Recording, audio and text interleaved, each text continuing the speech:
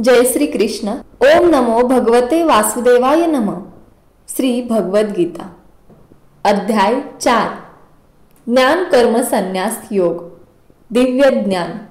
भगवान श्रीकृष्ण म्हणाले, मी या अव्ययी योग विद्येचा उपदेश सूर्यदेव विवस्वानाला केला आणि विवस्वानाने तो उपदेश मानव जातीचा जनक मनूला केला आणि मनूने तो ईक्ष्वाकुला केला. याप्रमाणे हे परमश्रेष्ठ विज्ञान गुरुशिष्य परंपरेद्वारे प्राप्त करण्यात आले आणि राजर्षींनी ते त्याच पद्धतीने जाणून घेतले. पण काळाच्या ओघामध्ये ही परंपरा खंडित झाली आणि म्हणून हे विज्ञान आपल्या यथार्थ रूपात लुप्त झाल्याप्रमाणे दिसते. भगवंतांशी असणाऱ्या संबंधीचे अत्यंत पुरातन विज्ञान आज मी तुला सांगत आहे, कारण तू माझा भक्त तसेच मित्रही आहेस आणि म्हणून तू या विज्ञानाचे दिव्य रहस्यही जाणू शकतोस. अर्जुन म्हणाला, सूर्यदेव विवस्वान हा जन्माने तुमच्यापेक्षा ज्येष्ठ आहे, म्हणून प्रारंभी तुम्ही या विज्ञानाचा उपदेश त्याला सांगितला, हे मी कसे जाणावे? श्री भगवान म्हणाले, माझे आणि तुझे अनेकानेक जन्म होऊन गेले आहेत. हे परंतप, मी ते सर्व जन्म आठवू शकतो, पण तू आठवू शकत नाहीस. मी जरी अजन्म आहे आणि माझ्या दिव्य शरीराचा कधीच नाश होत नाही आणि मी जरी सर्व प्राणीमात्रांचा ईश्वर आहे, तरी प्रत्येक युगायुगात मी माझ्या मूळ दिव्य रूपात अवतीर्ण होत असतो. जेव्हा जेव्हा आणि जेथे जेथे धर्माचरणाचा ऱ्हास होतो आणि अधर्माचे वर्चस्व होते, त्यावेळी हे भारता मी स्वतःचा अवतीर्ण होतो. भक्ताचा उद्धार करण्याकरता आणि दुष्टांचा विनाश करण्याकरता तसेच धर्माची पुनर्स्थापना करण्याकरता मी स्वतः युगायुगात प्रकट होतो.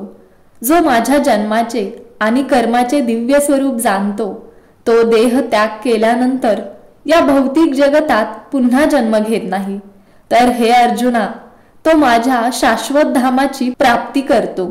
आसक्ती, भय आणि क्रोध यातून मुक्त झालेले, पूर्णपणे मतपरायण झालेले आणि माझा आश्रय ग्रहण करणारे गतकाळातील अनेकानेक मनुष्य माझ्याविषयीच्या ज्ञानामुळे शुद्ध झाले आहेत आणि याप्रमाणे त्या सर्वांना माझ्याविषयीच्या दिव्य प्रेमाची प्राप्ती झाली आहे. जे ज्या भावाने मला शरण येतात त्याला अनुरूप असे फळ मी त्यांना देतो. हे पार्थ, सर्वजण माझ्या मार्गाचे सर्व प्रकारे अनुसरण करतात. मनुष्य या जगात सकाम कर्मामध्ये सिद्धीची इच्छा करतात आणि म्हणून ते देवतांची आराधना करतात. अर्थात मनुष्यांना या जगात सकाम कर्मापासून त्वरित फलप्राप्ती होते. भौतिक प्रकृतीचे 3 गुण आणि त्यांना अनुरूप अशा कर्माला अनुसरून मी मानवी समाजाचे 4 विभाग निर्माण केले आहेत. आणि तू जाणले पाहिजे, जरी मी या व्यवस्थेचा कर्ता असलो तरीही मी अव्ययी असल्यामुळे अकर्ताच आहे. कोणत्याही कर्माने मी बद्ध होत नाही, तसेच मला कर्मफलाची आकांक्षाही नाही. जो माझ्याबद्दलचे हे सत्य जाणतो, तो सुद्धा कर्मफलांनी बद्ध होत आहे. प्राचीन काळातील सर्व मुक्त जीवांनी माझ्या दिव्य स्वरूपाला जाणून त्याप्रमाणे कर्म केले, म्हणून तू सुद्धा त्यांच्या पदचिन्हांचे अनुसरण करून आपले कर्म केले पाहिजे. कर्म काय आणि अकर्म काय हे निश्चित करण्यात बुद्धिमान लोकही गोंधळून जातात. आता मी तुला कर्माचे वर्णन करतो, जे जाणल्यावर तू सर्व अशुभातून मुक्त होशील. कर्माच्या गुंतागुंती समजणे अत्यंत कठीण आहे, म्हणून मनुष्याने कर्म, विकर्म आणि अकर्म म्हणजे काय हे योग्य रीतीने जाणले पाहिजे. जो कर्मात अकर्म पाहतो आणि अकर्मात कर्म पाहतो, तो बुद्धिमान मनुष्य होय. आणि जरी तो सर्व प्रकारच्या कर्मामध्ये मग्न झाला असला तरी तो दिव्य स्तरावर स्थित आहे. ज्याचे प्रत्येक प्रयत्न इंद्रिय तृप्तीच्या इच्छेविरहित आहेत, तो पूर्ण ज्ञानामध्ये स्थित आहे असे जाणावे.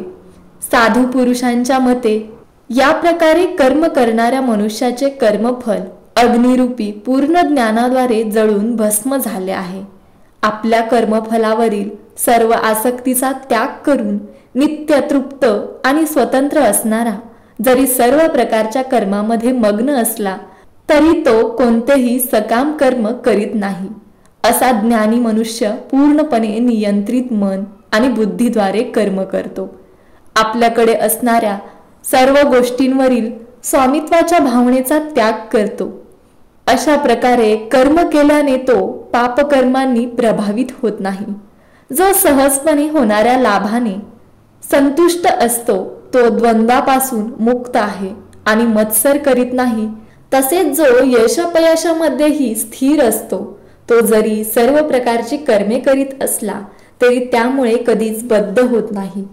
जो मनुष्य प्राकृतिक गुणापासून अनासक्त आहे आणि पूर्णपणे दिव्य ज्ञानामध्ये स्थित आहे त्याचे कर्म पूर्णपणे दिव्यत्व प्राप्त करते.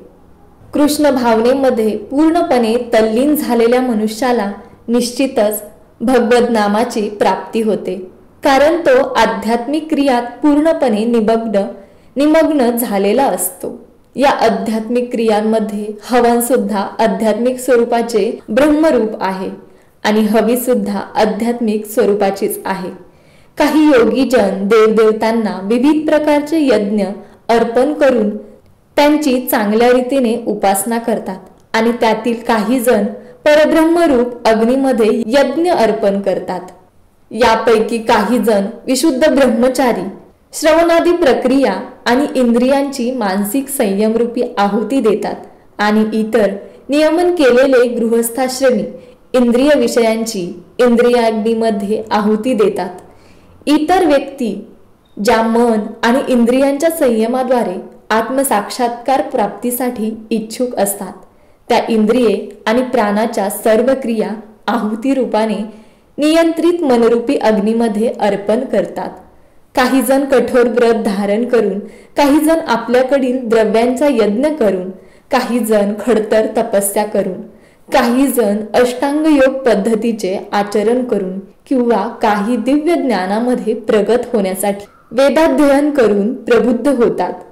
या व्यतिरिक्त इतरही लोक आहेत जे समाधीस्थ राहण्याकरता प्राणायाम पद्धतीचा अवलंब करतात.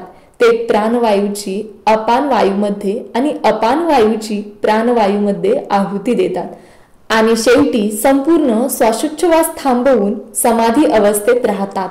अन्य लोक आहार नियमन करून प्राणवायूच प्राणवायूमध्ये यज्ञ म्हणून अर्पण करतात. यज्ञाचे प्रयोजन उत्तम रीतीने जाणणारे हे सर्व यज्ञकर्ते पापकर्मातून मुक्त होतात आणि यज्ञाच्या अवशिष्ट रूपी अमृताची चव घेतल्यामुळे ते सनातन ब्रह्मस्तराची प्राप्ती करतात.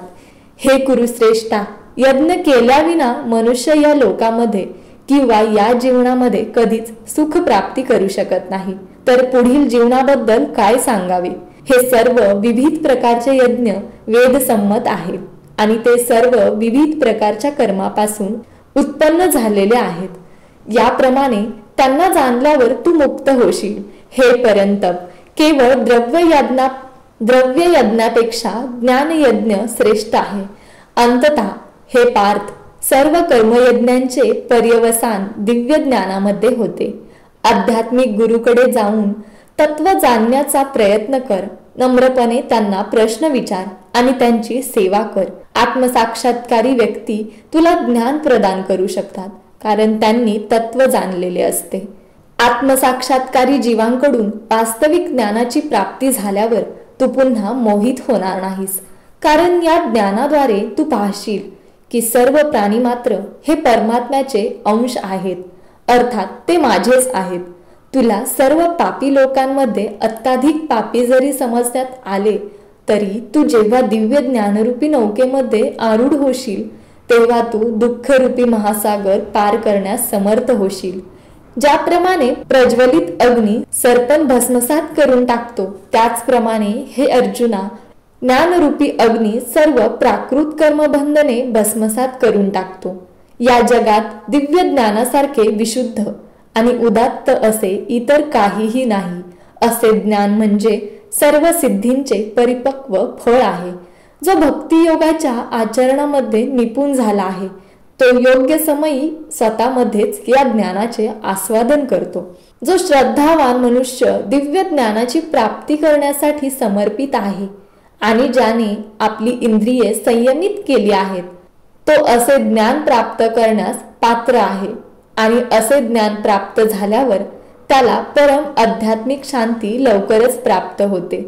परंतु प्रमाणित शास्त्रांबद्दल संशयी असणाऱ्या अज्ञानी आणि श्रद्धाहीन मनुष्यांना भगवत भावनेची प्राप्ती होत नाही, तर त्यांचे पतन होते. संशयी आत्म्याला या लोकामध्ये किंवा परलोकातही सुखाची प्राप्ती होऊ शकत नाही. आपल्या कर्मफलांचा त्याग करून जो भक्तियोगमुक्त कर्म करतो आणि दिव्य ज्ञानाद्वारे त्यांचे संशय नष्ट झाले आहेत, तोच वास्तविकपणे आत्मस्थित आणि जीवनावश्यक असणाऱ्या वस्तूंकरताच कर्म आहे. याप्रमाणे हे धनंजया, तो कर्मबंधनांनी बद्ध होत नाही. म्हणून अज्ञानामुळे तुझ्या हृदयात जे संशय उत्पन्न झाले आहेत ते ज्ञानरूपी शस्त्राने छाटून टाकले पाहिजेत. हे भारता, योगमुक्त होऊन उठ आणि युद्ध कर. भेटूयात अध्याय 5 मध्ये. धन्यवाद.